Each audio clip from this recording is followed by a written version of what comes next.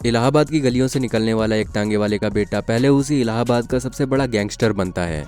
उसकी भूख और बढ़ती है, इसलिए वो पॉलिटिक्स में आता है तो सबसे पहले विधायक बनता है। उसके बाद वो मेंबर ऑफ पार्लियामेंट बनकर सांसद तक जाता है और अपना खूब रुतबा और भौकाल बनाता है। लेकिन जब उसके अपराधों का घड़ा भर जाता है तो धीरे धीरे सब कुछ खत्म होने लगता है। वो शख्स कोई और नहीं बल्कि उत्तर प्रदेश का सबसे बड़ा माफिया और यूपी का सबसे पहला गैंगस्टर अतीक अहमद था।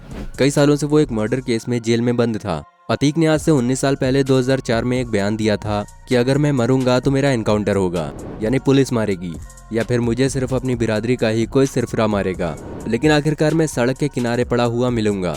2004 का अतीक अहमद का दिया हुआ ये बयान सच होता हुआ तब नजर आया जब उमेश पाल हत्याकांड के सिलसिले में मेडिकल के लिए अतीक और उसके भाई अशरफ को अस्पताल लेकर जाया जा रहा था। प्रयागराज के सरकारी अस्पताल में पुलिस की जीप से उतरकर करीब 10 कदम चलने के बाद ही मीडिया कर्मियों ने अतीक और अशरफ को अपने सवालों के साथ घेर लिया। ये दोनों मीडिया के सवालों का जवाब दे ही पाते कि तभी माइक और कैमरा पकड़ने वाले 3 मीडिया वाले अचानक से अपने असली रूप में आ जाते हैं और मीडिया के भेष में छिपे हत्यारे अपनी ऑटोमेटिक पिस्टल से अतीक अहमद के सिर पर लगातार फायर कर देते हैं और इस तरह अपराध के एक बहुत बड़े नाम का हमेशा हमेशा के लिए खात्मा हो जाता है। पर दोस्तों, आखिर किसके कहने पर इन हत्यारों ने अतीक अहमद और उसके भाई को मौत के घाट उतारा और आखिर कौन है इन तीनों हत्यारों का मास्टरमाइंड, आइए मिलकर जानते हैं। दोस्तों, अतीक वाले इस घटना के कुछ दिन पहले ही अतीक अहमद के बेटे को पुलिस ने एनकाउंटर में मार गिराया था। तभी से अतीक को ये डर था कि कहीं पुलिस उसका भी एनकाउंटर ना कर दे, लेकिन इस बार पुलिस ने नहीं बल्कि पुलिस की मौजूदगी में 3 हत्यारों ने अतीक अहमद को गोली मार दी।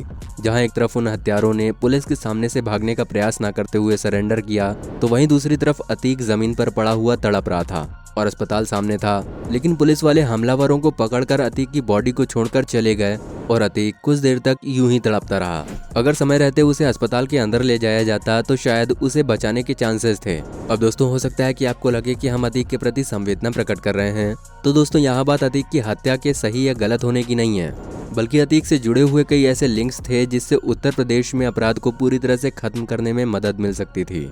मगर लाचार पुलिस वाले अतीक को मरता हुआ देखते रहे और वो सारे लिंक्स अतीक के साथ ही खत्म हो गए। बता दें कि जो लोग हमला कर रहे थे वो गोली चलाते हुए जय श्री राम के नारे भी लगा रहे थे और इसी को लेकर प्रदेश भर में धार्मिक हिंसा न बढ़ जाए, इसके लिए योगी सरकार ने पूरे प्रदेश में धारा 144 लागू कर दी है। बता दें कि धारा 144 में एक साथ सड़क पर 4 या 4 से अधिक लोग एक साथ खड़े नहीं हो सकते। ऐसा इसलिए किया गया है क्योंकि कहीं अतीक की बिखरी हुई गैंग एक्टिव होकर प्रदेश में और अपराध न फैला दे। पर दोस्तों, यहाँ पर एक सवाल जरूर है जिस पर सबका ध्यान जा रहा है कि आखिर अतीक की हत्या करने वाले कौन थे, उन्होंने अतीक की हत्या क्यों की और इसकी प्लानिंग कैसे की गई। तो हम सबसे पहले प्लानिंग से ही शुरू करते हैं। अतीक और अशरफ की हत्या करने वाले 3 लोग जिनका नाम लवलेश तिवारी, सनी और अरुण मौर्य है, ये तीनों ही लोग हमले के लिए जिम्मेदार माने गए हैं। लवलेश तिवारी, सनी और अरुण मौर्य माफिया अतीक अहमद और उसके भाई अशरफ को मारने के लिए 2 दिन पहले ही प्रयागराज पहुंच गए थे और ये जानकारी प्रयागराज पुलिस को हत्या आरोपियों से पूछताछ के दौरान मिली है। मीडिया रिपोर्ट्स के मुताबिक लवलेश, सनी और अरुण इस हत्या को अंजाम देने के लिए 48 घंटे पहले प्रयागराज आए थे। कहा जा रहा है कि एक आरोपी पीठ पर एक बैग टांगकर घटना को अंजाम देने पहुंचा था, जबकि बाकी 2 के पास कोई सामान नहीं था। पुलिस को ऐसा लगता है कि इनके लगेज में कोई ऐसा सबूत मिल सकता है जिससे इस मामले से जुड़े हुए बाकी लोगों का पता चल सकता है और ये भी पता चल सकता है कि अशरफ की हत्या के पीछे असली मकसद और हाथ किसका है। इसलिए जिस होटल में ये तीनों आरोपी रुके थे वहाँ इन्वेस्टिगेशन की जा रही है। दोस्तों, पुलिस की कस्टडी में जाने के बाद इन तीनों ही हमलावरों से पुलिस लगातार पूछताछ कर रही है और पूछताछ में उन्होंने ये बताया है कि वो बड़ा माफिया बनना चाहते हैं, इसलिए उन्होंने इस वारदात को अंजाम दिया है। ऐसे में उन तीनों हमलावरों का ये कहना है कि वो कई सालों से छोटी मोटी शूटिंग का काम करते थे, पर वो बहुत बड़ा गैंगस्टर बनना चाहते थे, इसलिए उन्होंने अतीक को मारकर लोगों के बीच अपना नाम बनाया है, जिसमें वो पकड़े गए। पर पुलिस के अकॉर्डिंग वो असली सच छुपा रहे हैं और पुलिस को गुमराह करने की कोशिश कर रहे हैं, जैसा कि बॉलीवुड मूवीज में आपने देखा ही होगा। इसलिए पुलिस अभी इन तीनों के बयानों पर भरोसा नहीं कर रही है। तीनों आरोपी प्रयागराज के बाहर के रहने वाले हैं। दोस्तों, जांच में एक बात तो क्लियर हो रही है कि तीनों ही आरोपी अतीक और अशरफ की हत्या के मकसद से ही प्रयागराज आए थे। खैर, इन सब बातों के बीच जो सबसे बड़ी चौंकाने वाली बात है वो ये है कि पुलिस कस्टडी में किसी भी अपराधी को कोई ऐसे कैसे मार सकता है और पुलिस कुछ कर भी नहीं पाई। ऐसे में तो दोस्तों, पुलिस की कस्टडी और उनकी सिक्योरिटी का क्या ही मतलब रह जाता है और इस बात को आप अच्छे से समझ रहे होंगे। दोस्तों, अतीक अहमद पर 110 से भी ज्यादा केसेस और अशरफ पर 52 मुकदमे दर्ज थे। ऐसे में पुलिस दोनों को ही एक हथकड़ी में ही बांध कर रखती थी। इसके अलावा पुलिस की लापरवाही इस हद तक देखी जा सकती है कि अतीक अपनी सुरक्षा के लिए बार बार चिंता जाहिर कर रहा था, बावजूद इसके कोई सावधानी नहीं बरती गई। अतीक पुलिसकर्मियों के साथ मेडिकल के लिए जाते समय मीडिया से बात कर रहा था और आमतौर पर अंडर ट्रायल कैदियों को पुलिस मीडिया से बात करने नहीं देती है। दोस्तों, पुलिस की लापरवाही के कारण उत्तर प्रदेश सरकार ने तुरंत एक्शन लेते हुए 17 पुलिस वालों को सस्पेंड कर दिया था। पर दोस्तों, ऐसा कोई पहली बार नहीं है जब पुलिस कस्टडी में रहते हुए किसी की मौत हुई हो। उत्तर प्रदेश में पुलिस कस्टडी में 2017 से लेकर 2022 तक 41 लोगों की मौत हो चुकी है। लोकसभा में गृह मंत्रालय की ओर से दी जाने वाली जानकारी के मुताबिक साल 2017 में 10, 2018 में 12, 2019 में 3 और 2020 और 2021 में 8 लोगों की पुलिस कस्टडी में मौत हुई है। ऐसे में यूपी में पुलिस कस्टडी में मौत को लेकर सवाल उठ चुका है और कई बार विपक्ष योगी सरकार को घेर चुकी है। सुप्रीम कोर्ट ने साल 1996 के एक आदेश में कहा था कि पुलिस कस्टडी में हत्या हीनस क्राइम है, क्योंकि भले ही कोई भी अपराधी कितना भी बड़ा अपराध क्यों न कर दे, अगर वो पुलिस कस्टडी में है तो उसकी सुरक्षा की पूरी जिम्मेदारी सरकार और पुलिस की ही होती है। खैर दोस्तों, अगर संभावना की बात करें तो कुछ ऐसी बातें कही जा रही हैं जो कि अतीक अहमद की हत्या के पीछे असली वजह हो सकती हैं। उनमें से पहली संभावना तो ये है कि किसी ने अपनी पुरानी दुश्मनी के चलते अतीक अहमद की हत्या करवाई हो।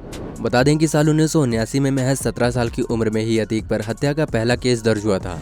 माफिया अतीक अहमद के खिलाफ जबरन वसूली, जमीन हड़पने, अपहरण और हत्या सहित 110 से भी ज्यादा मुकदमे दर्ज थे।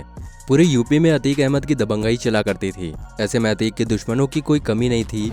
उमेश पाल हत्याकांड के बाद पुलिस अतीक पर तेजी से कार्रवाई कर रही थी, पर ऐसे में अतीक का पूरा कुनबा बिखरा हुआ था और उसके शूटर्स अपने ऊपर कार्रवाई के डर से भाग चुके थे और हो सकता है कि ऐसे में उन लोगों ने अतीक और अशरफ की हत्या करवा दी हो। वहीं दूसरी संभावना ये है कि राजूपाल मामले के गवाह उमेश पाल की हत्या 24 फरवरी को प्रयागराज में अतीक के 7 शूटर्स ने की थी, जिनमें से एक अतीक का बेटा असद अहमद भी था। पर यूपी एसटीएफ ने कुछ दिन पहले ही असद का एनकाउंटर कर दिया था। उमेश पाल की हत्या में शामिल 7 मुजरिमों में से पुलिस ने 4 का एनकाउंटर कर दिया है। वहीं 3 शूटर्स अभी भी फरार हैं। उनका नाम साबिर, गुड्डू मुस्लिम और अरमान है। अतीक और अशरफ की रविवार रात गोली मारकर हत्या कर दी गई। ऐसे में ये हो सकता है कि फरार साबिर, गुड्डू मुस्लिम या अरमान में से किसी ने शूटर के जरिए अतीक की हत्या करवा दी हो ताकि पुलिस प्रेशर में आ जाए। इसका कारण ये है कि अतीक की हत्या के साथ ही पॉलिटिकल रेटोरिक शुरू हो गई है। ऐसे में अब पुलिस इन फरार शूटर्स का एनकाउंटर करने से बचेगी, यानी तीनों फरार शूटर को इससे सीधा फायदा होगा। यानी कि दोस्तों, ये संभव है कि पुलिस पर प्रेशर बनाने के लिए किसी साथी ने ही शूटर के जरिए अतीक की हत्या करवा दी हो, जिससे पुलिस प्रेशर में आ जाए। इसके अलावा दोस्तों, धार्मिक हिंसा को भड़काने के लिए भी अतीक की हत्या करवाई जा सकती है। और दोस्तों, इन सभी संभावनाओं को देखते हुए ही यूपी गवर्नमेंट ने पूरे प्रदेश में धारा 144 लागू कर दी है। दोस्तों, अगर इस पूरे मामले को देखा जाए तो इसमें अतीक अहमद का मारना कोई बहुत बड़ी बात नहीं है, लेकिन पुलिस कस्टडी में उसका मारा जाना और वो भी कैमरे के सामने, ये उत्तर प्रदेश के लिए बहुत बड़ी बात होनी चाहिए। क्योंकि अगर ऐसा ही है तो प्रदेश में बड़े बड़े सेलिब्रिटीज आए दिन मीडिया के साथ प्रेस कॉन्फ्रेंस करने आ जाते हैं। ऐसे में अगर भगवान न करे ऐसा दोबारा हो जाता है तो पुलिस की क्या जवाबदेही होगी, ये अपने आप में एक बहुत बड़ा सवाल है। आपकी इस मामले में क्या राय है, हमें कॉमेंट में ज़रूर बताइएगा। वीडियो पसंद आई हो तो वीडियो को लाइक करें और ऐसी और वीडियोस के लिए हमारे चैनल को सब्सक्राइब करके बेल आइकन को भी ज़रूर ऑन कर लें। वीडियो में बहुमूल्य समय देने के लिए आपका बहुत बहुत धन्यवाद।